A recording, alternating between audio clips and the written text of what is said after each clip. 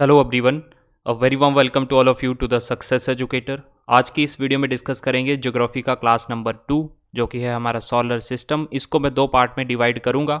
आज का जो है पार्ट नंबर 1 रहेगा जिसमें हम सोलर सिस्टम के जो प्लैनेट्स रहते हैं और सन के बारे में डिस्कस करेंगे। काफ़ी मज़ा आने वाला है आज के लेक्चर में, काफ़ी कुछ जानने को मिलेगा। अगर आप प्रीवियस ईयर पेपर देखेंगे तो सोलर सिस्टम से 1 या 2 क्वेश्चन हमेशा पूछे जाते हैं हर एक एग्जामिनेशन में। तो जो भी स्टूडेंट हिमाचल प्रदेश हमीरपुर बोर्ड्स की एग्जामिनेशन की तैयारी कर रहा है उन सभी के लिए ये इम्पोर्टेंट है लेक्चर्स। तो मैंने पॉलिटी, हिस्ट्री और हिमाचल जीके की जो है मैंने प्लेलिस्ट बना दी है। इकोनॉमी के भी 2 लेक्चर बना दिए हैं, वो भी आप देख सकते हो। लिंक मैं डिस्क्रिप्शन में सभी के दे दूंगा। प्लस नए स्टूडेंट जो है चैनल को सब्सक्राइब जरूर करें और बेल आइकन को ज़रूर दबाइएगा। और साथ पे जो है आपने टेलीग्राम को ज्वाइन करना है दोस्तों। टेलीग्राम का लिंक मैं डिस्क्रिप्शन में दे दूंगा, वहाँ से आप ज्वाइन करके वहाँ पे भी मैं वीडियोस के लिंक पोस्ट करता हूँ। प्लस जो है अगर आपको पीडीएफ चाहिए तो मुझे आप कमेंट बॉक्स में लिख सकते हैं, सर पीडीएफ चाहिए, तो मैं आपको क्या करूँगा आपके ईमेल आईडी के थ्रू या फिर आपको जो है टेलीग्राम पे ही प्रोवाइड करवा दूंगा इसके पीडीएफ्स। राइट, तो चलिए आज का लेक्चर स्टार्ट करते हैं। सोलर सिस्टम देखिए, सोलर सिस्टम आपका 2 पार्ट में डिवाइड हम बोल सकते हैं। वैसे तो ये दोनों पार्ट इसका ही है, लेकिन सन जो है ये 99% एरिया कवर करता है आपका सोलर सिस्टम का। तो आप देख सकते हैं कि कितना ह्यूज है सन। इसके बाद 8 प्लैनेट आपको इसमें देखने को मिलेंगे।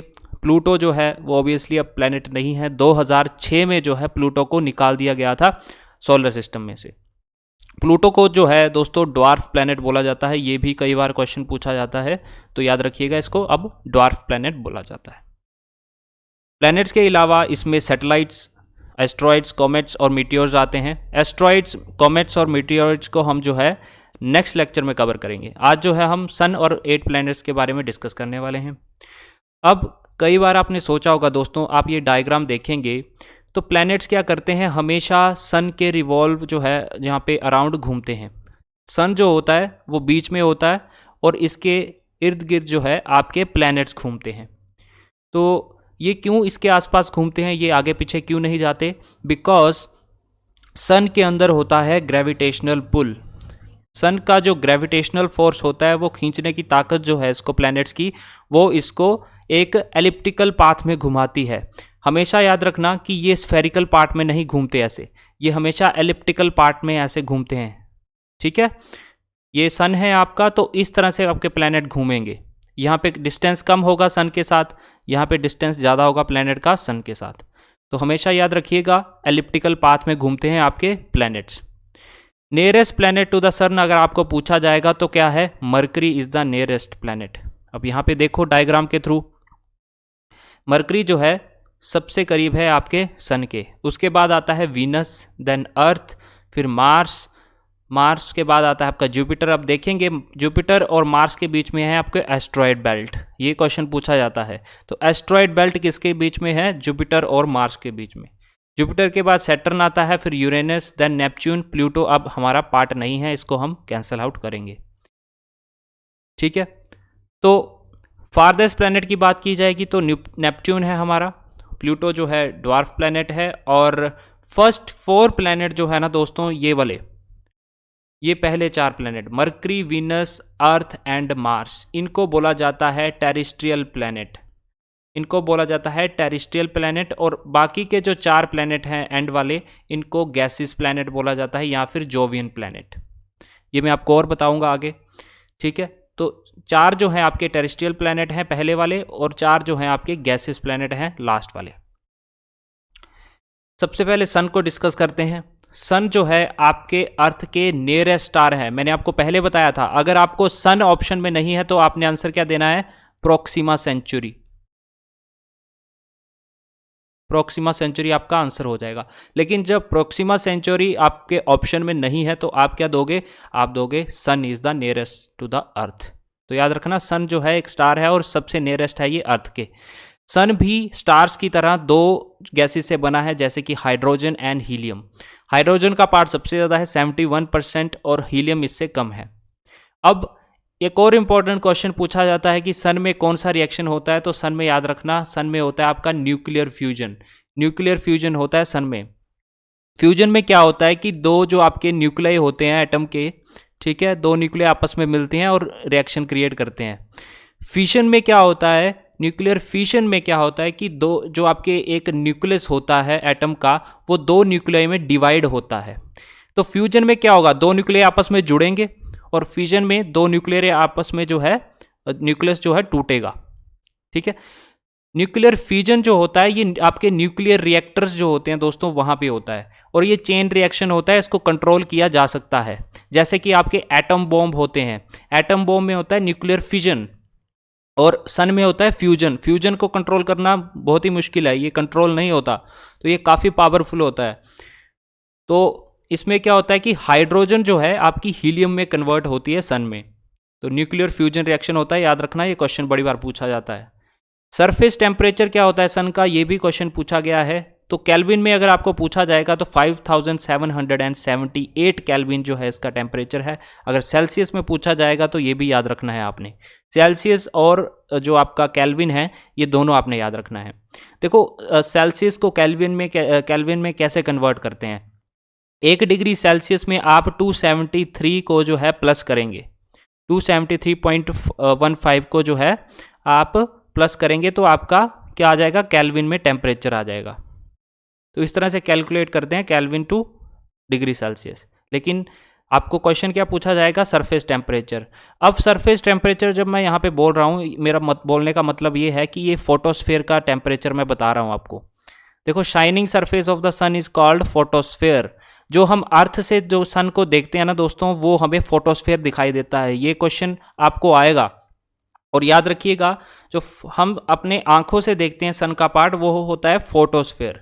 Shining surface of the sun is called photosphere, और फोटोस्फेयर का टेम्परेचर होता है ये, राइट। और आपको सन स्पॉट्स दिखाई देंगे कुछ कुछ, ये कोल्डेस्ट पार्ट होते हैं आपके सन में। कुछ सन स्पॉट्स दिखाई देते हैं डार्क डार्क कलर के, तो यहाँ पे टेम्परेचर इनका होता है 1500 डिग्री सेल्सियस का, राइट। और इसकी कोर में, जो इसके बीच की कोर है, उसका टेम्परेचर होता है 15 मिलियन डिग्री सेल्सियस। तो देखिए दोस्तों, ये है, मैं आपको बताता हूँ, ये आपकी कोर, यहाँ का टेम्परेचर 15 मिलियन डिग्री सेल्सियस है। आप खुद ही सोचिए कितना टेम्परेचर होगा। इसके बाद आता है रेडिएटिव जोन, राइट, इसको मैं आगे डिस्कस करता हूँ। और आउटर मोस्ट लेयर देखिए, इसको बोलते हैं corona. Outermost layer of the sun is called corona, और ये थिन गैसेस से बना होता है। और कोरोना दिखाई कब देगा, जब आपका सोलर एक्लिप्स होगा। ठीक है, सोलर एक्लिप्स होगा जब, सोलर एक्लिप्स का बोलने का मतलब जब आपका सन और अर्थ के बीच में जब मून आ जाएगा ना, तब लगता है आपका सोलर एक्लिप्स, सूर्य ग्रहण जिसे आप बोलते हो, राइट। तो इसको मैं थोड़ा आगे आपको पिक्चर के थ्रू बताऊंगा कि कोरोना कैसे दिखता है। लाइट जो है अर्थ पे रीच कैसे करती है, 8.5 मिनट में पहुंचती है, ये भी क्वेश्चन पूछा जाता है। और लाइट की स्पीड 3 लाख किलोमीटर पर सेकंड होती है, जो कि आप खुद ही सोचिए 8 मिनट लग जाते हैं इसको, और 30 मिनट, ठीक है, 8.5 मिनट तक जो है यहाँ पे ये अर्थ तक इसकी लाइट पहुँचती है। फोटोस्फेयर, कोरोना, और ये देखिए अब मैं डायग्राम के थ्रू समझाता हूँ आपको। ये देखो कोर है ये सन का, यहाँ पे टेम्परेचर सबसे ज़्यादा होता है। इसके बाद का पार्ट आता है ये रेडिएटिव जोन। अब थोड़ी रेज जो होती हैं, ये सबसे ज़्यादा जो हॉटेस्ट पार्ट होता है इसका, इसकी थोड़ी रेज बाहर भी जाती हैं, तब आपको जो है यहाँ पे भी आपको इतनी ज़्यादा गर्मी देखने को मिलेगी। रेडिएटिव जोन के बाद ये वाला पार्ट है, ये आपका कन्वेक्शन जोन है, कन्वेक्शन जोन बोलते हैं इसको। फिर ये वाला पार्ट है दोस्तों, ये वाला, इसको बोलते हैं हम फोटोस्फेयर, जो कि हमारा अर्थ से दिखता है, राइट। तो ये क्या है, हमारा सरफेस ऑफ सन बोल सकते हैं हम। तो याद रखना, फोटोस्फेयर होता है आपका सरफेस ऑफ सन, राइट। और इसका टेम्परेचर मैंने आपको बताया, ये याद रखना है आपने। इसके बाद ये छोटा सा पार्ट जो है ये फोटोस्फेयर कवर करता है। बाकी ये वाला पार्ट देखिए आगे का, ये वाला पार्ट जो है इसको बोलते हैं क्रोमोस्फेयर दोस्तों, क्रोमोस्फेयर बोलते हैं, क्रोमोस्फेयर बोलते हैं। इसके बाद ये वाला पार्ट जो है इसको कोरोना बोल जाता है, आउटर मोस्ट पार्ट जो होता है सन का। बेसिकली दोस्तों कोरोना और क्रोमोस्फेयर जो है ना, ये एक सन का पार्ट वैसे तो ऑफिशियली नहीं है, ये गैसेस से बने होते हैं, गैसेस से। ये जो क्रोमोस्फेयर है ये थिन गैसेस से बना होता है, और ये जो है ये थिक गैसेस से बना होता है कोरोना आपका, ओके। और ये दोनों कोरोना और क्रोमोस्फेयर आपस में मिलके ये जो है सन का एटमॉस्फेयर बनाते हैं दोस्तों, ये भी याद रखिएगा। सन का एटमॉस्फेयर कौन बनाता है? कोरोना और कोरोमोस्फेयर। यहाँ पे होता है सन का एटमॉस्फेयर। सरफेस कौन सा है? फोटोस्फेयर। आउटरमोस्ट लेयर कौन सी है? कोरोना।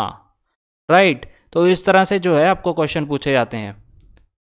अब ये देखो कोरोना कैसे दिखाई देता है, इस तरह से दिखाई देगा जब मून जो है, ये है आपका मून। मून जो है सन और अर्थ के बीच में जब मून आ जाता है ना, तब लगता है आपका सोलर एक्लिप्स, सूर्य ग्रहण जिसको आप बोलते हो। और उस समय दिखाई देता है आपको कोरोना, ऐसे दिखाई नहीं देगा। ऐसे तो इतनी सनलाइट होती है तो आपको ये आउटर मोस्ट पार्ट दिखाई नहीं देगा। अब यहाँ पे आपको दिखाई देगा ये आउटर मोस्ट पार्ट, ठीक है। तो कुछ इस तरह से दिखाई देता है आपको कोरोना। अब कोरोना जो हमारा कोविड-19 है वो नहीं है ये, ठीक है ना। चलो अब हम थोड़े प्लैनेट्स के बारे में डिस्कस कर लेते हैं जहाँ से क्वेश्चन पूछे जाते हैं। तो आपको पता है सन जो है सेंटर में होता है और बाकी के प्लैनेट जो है इसके इर्द गिर्द घूमते हैं। इस तरह से प्लैनेट घूमते हैं। देखो पहले मरकरी होता है, फिर वीनस है, अर्थ है, फिर मार्स है, Jupiter, Saturn, Uranus and Neptune. Mars और जुपिटर के बीच में क्या लाई करती है? एस्ट्रॉयड बेल्ट लाई करती है। पहले चार जो प्लैनेट है मरकरी, वीनस, अर्थ, मार्स, ये टेरेस्ट्रियल प्लैनेट बोले जाते हैं या फिर रॉकी प्लैनेट बोले जाते हैं, ठीक है। और ये ज़्यादा डेंसर होते हैं, ये लेस डेंसर होते हैं। ये जोवियन और गैसियस प्लैनेट बोले जाते हैं, जो लास्ट के होते हैं चार, ओके। और फास्ट रेवोल्यूशन होता है, जो पहले के जो प्लैनेट हैं इनका रेवोल्यूशन पीरियड फास्ट होगा, ऑब्वियसली फास्ट ही होगा। आप देखो डायग्राम को, ये जो है मरकरी कम दूरी मतलब कम समय लगेगा इसको एक रेवोल्यूशन लेने में सन का। और नेपच्यून को देखो कितना ज़्यादा समय लगेगा, ये बाहर से होके आ रहा है, देखो इसको ज़्यादा समय लगेगा। इसको कुछ इस तरह से समझिए, ये सन है, ये मरकरी है, बाकी के ये प्लैनेट इस तरह से है।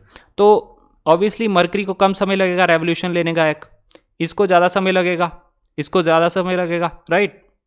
इसलिए आप देखते हैं दोस्तों जब ट्रैक बने होते हैं, जब रनिंग के लिए इस तरह से ट्रैक बने होते हैं ना, तो एक बंदे को यहाँ पे खड़ा किया जाता है, एक को यहाँ से स्टार्ट करवाया जाता है। क्यों?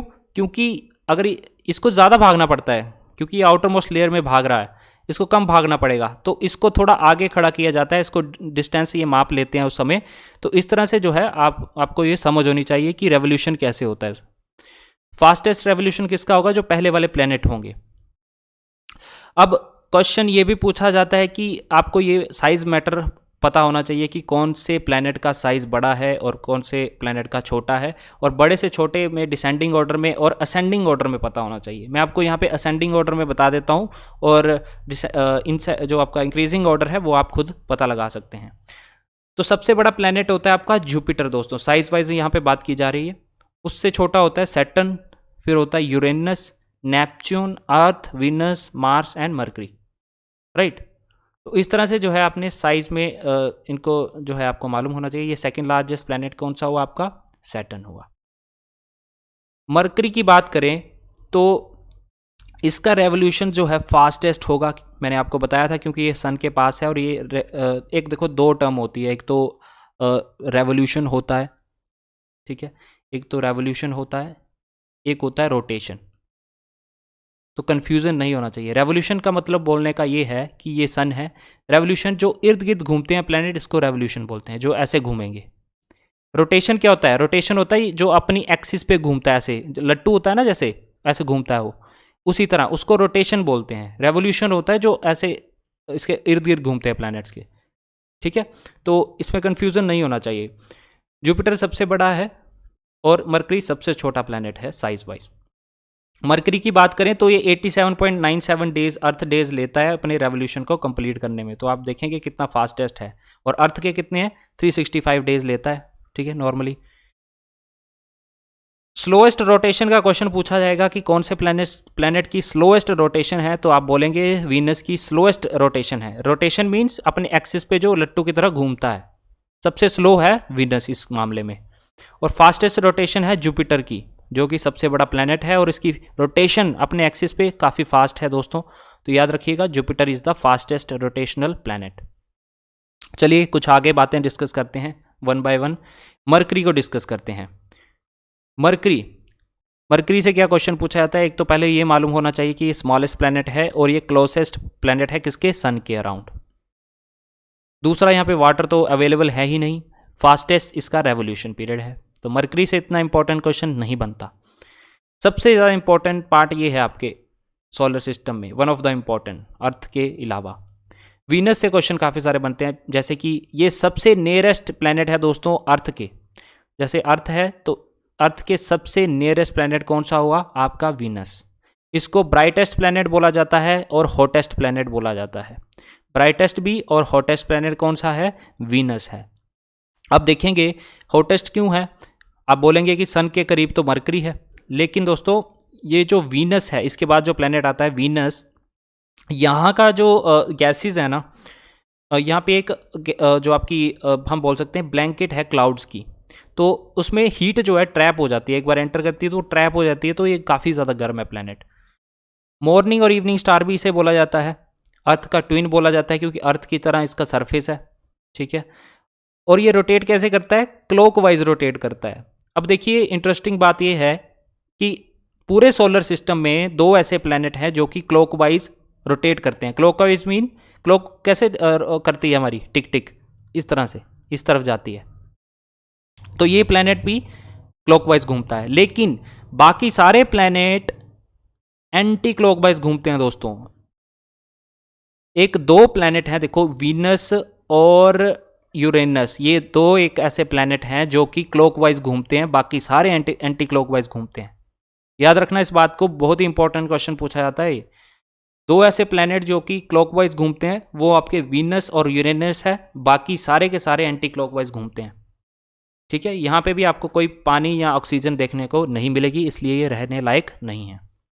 अर्थ की बात करते हैं, हमारा प्लैनेट जिसकी अभी बैंड बजी पड़ी है, लार्जेस्ट इनर प्लैनेट बोलते हैं इसको। जो हमारे 4 इनर प्लैनेट हैं ना, टेरेस्ट्रियल प्लैनेट जिसे हम बोलते हैं, तो उसमें से लार्जेस्ट है ये। 23.5 डिग्री ये टिल्टेड है दोस्तों अपनी एक्सिस पे इस तरह से, राइट। और ये इसका रोटेशनल पीरियड देख सकते हो आप, ये रोटेशनल पीरियड है इसका। रोटेशनल पीरियड कितना है, 23 आवर 56 मिनट एंड 4 सेकेंड, यानी कि हम कुल मिला के बोलते हैं कि 24 घंटे में एक बार पूरा जो है ये सन का रोटेशन ले लेता है हमारा अर्थ, ठीक है, रेवोल्यूशन, सॉरी, ठीक, रोटेशन। और ये रेवोल्यूशन है 365 डेज ये रिवॉल्व करता है सन के अराउंड। तो हमारे एक साल में कितने डेज होते हैं, 365 डेज होते हैं, राइट। तो ये रेवोल्यूशन होता है, ये रोटेशन 23 आवर। इसको ब्लू एंड वाटरी प्लैनेट बोला जाता है क्योंकि वाटर आपको पता है कि 70% तो हमारा वाटर ही है यहाँ पे प्लैनेट पे। इसके बाद आता है आपका मार्स। मार्स से क्या क्वेश्चन पूछे जाते हैं, सबसे पहले इसको तो रेड प्लैनेट बोला जाता है, ठीक है। रेड मिट्टी आपको यहाँ पे देखने को मिलेगी, रेड प्लैनेट है ये।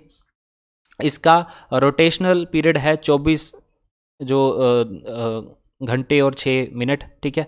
तो ये इसका रोटेशनल पीरियड है। इसके 2 मून पूछे जाते हैं पेपर में, इनका नाम है फोबोस एंड डीमोस। तो किसकी सैटेलाइट हैं ये, कैसे क्वेश्चन पूछा जाएगा, तो ये मार्स की सैटेलाइट हैं। मार्स के ये क्या है, मून है। मून भी एक नेचुरल सैटेलाइट है, तो इसे हम सैटेलाइट भी बोलते हैं, ठीक है ना।